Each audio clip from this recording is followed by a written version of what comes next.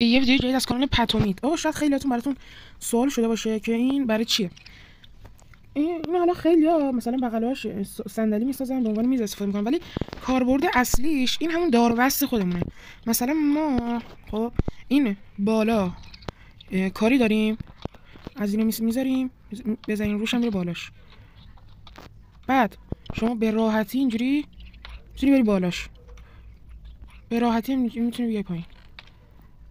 بعدش به جای اینکه بلاک بذاری 6 ساعت میخوای بکنی، اینو میکنی همش میاد با هم پایین. حالا چه جوری باید بسازیم اینو؟ نیاز داریم به بامبو.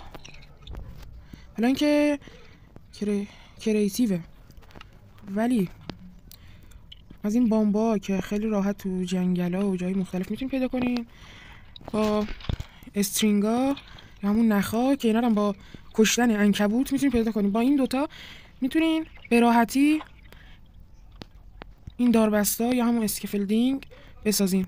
خیلی هم راحته، کارتون هم خیلی راحت میکنه.